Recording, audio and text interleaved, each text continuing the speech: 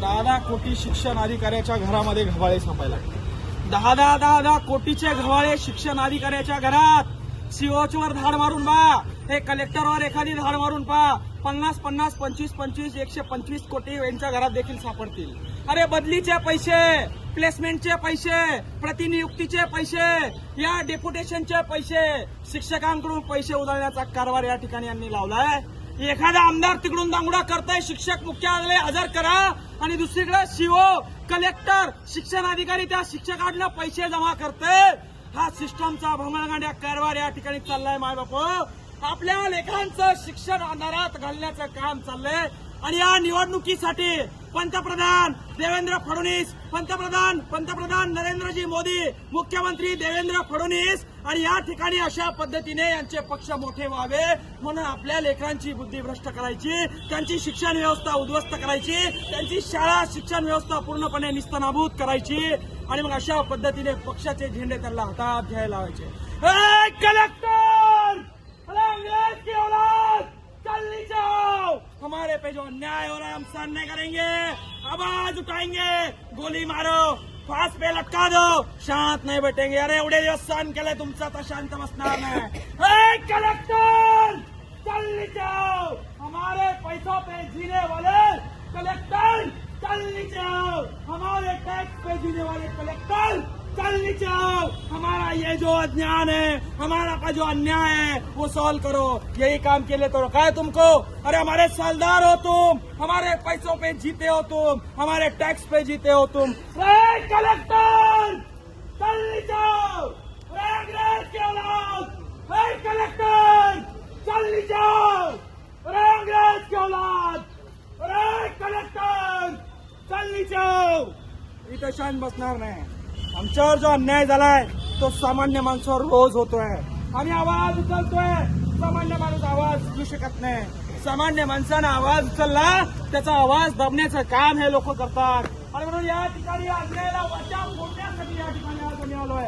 काल एका शिक्षकाला अटॅक आला बीएलओचं काम करताना, आणि तपासणी केली तेव्हा कळलं त्याच्याकडे 4 कामं दिली होते.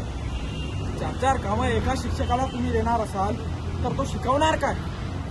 आज नवीन वार्षिक शिक्षणाचं वर्ष चालू झालंय, आणि या वार्षिक शिक्षणाच्या वर्षामध्ये 8 शिक्षकापैकी 4 शिक्षक तुम्ही निवडणुकीच्या कामाला, तुम्ही इलेक्शन टॉप प्रायोरिटी म्हणून आले का सर? अरे मीटिंग किती दिवस करणार आहे? मीटिंग अलुआ मीटिंग अलुआ मीटिंग किती दिवस मीटिंग करणार आहे? अरे कलेक्टर, अरे अंग्रेज की औलाद, चलनी जाओ, अरे कलेक्टर, चलनी जाओ. सर मी पेट्रोल आणलंय, मी जाळून घेईन, हे बी जाळेल, मी बी जाण, मला न्याय पाहिजे. मीटिंग सोडून यावं म्हणावं. सामान्य शेतकऱ्याचा विषय, सामान्य शेतकऱ्याच्या पोरांचा विषय, जिल्हा परिषद शाळेचा विषय. एका तहसीलदारानं माझ्याकडनं बदला घ्यायचा म्हणून माझ्या शाळेवरच्या 4 शिक्षकापैकी 8 शिक्षकांना इलेक्शन टॉप प्रायोरिटी म्हणून या ठिकाणी बघा, एक बघा, हे 2, हे 3, हे 4 आणि 5, ही 4थी नोटीस आहे.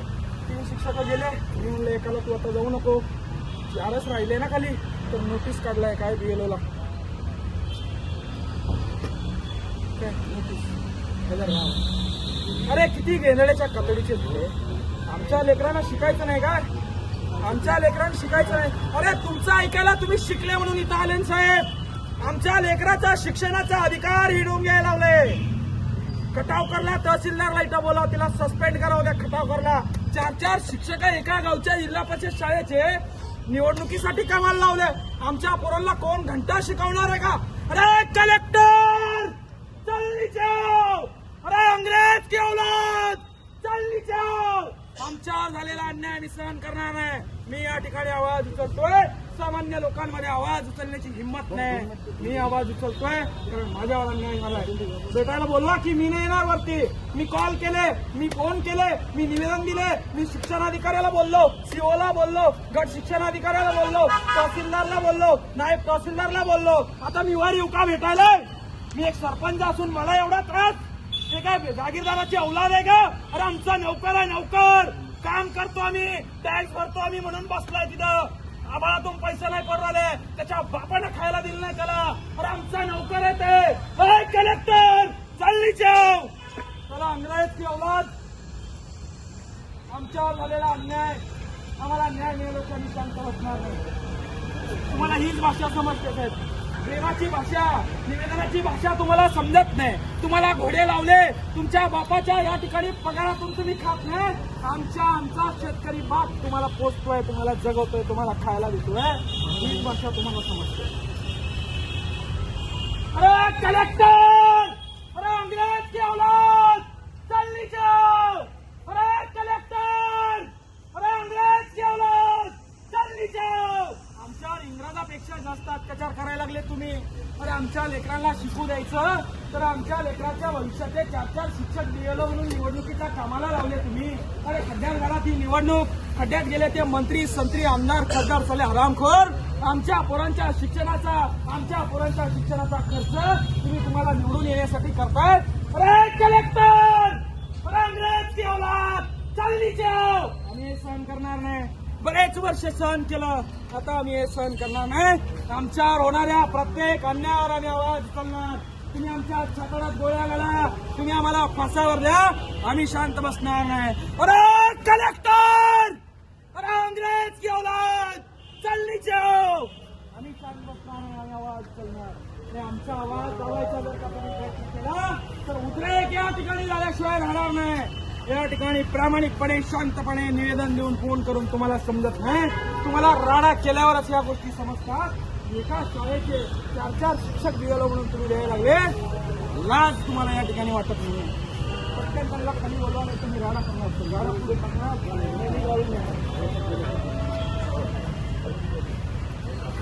अरे कलेक्टर, का मीटिंग करायला लागलाय, काजू बदाम खायला लागलाय आमच्या पैशावर. अरे 1 घंटा झाला पोरगा ओरडतो, आवाज येत नाही गरे कलेक्टर.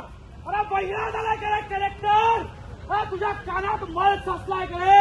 अरे अंग्रेज की औलाद, चल नीचे आओ. ए कलेक्टर, चल नीचे आओ.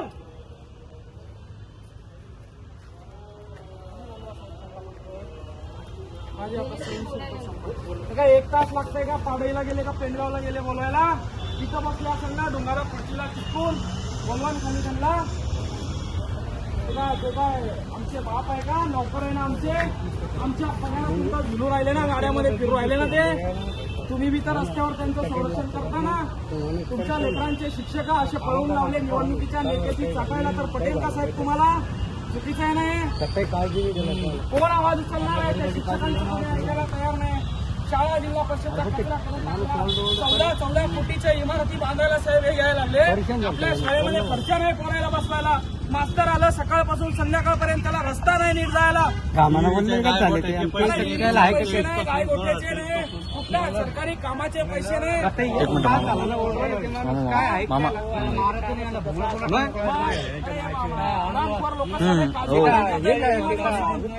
काजू बदाम खाताय मीटिंग मध्ये बसून आपल्या पैशावर. एखादं वाहून गेलं, मरून गेले, 15 शाळा एखाद्या विद्यार्थ्यावर पडली. कलेक्टर,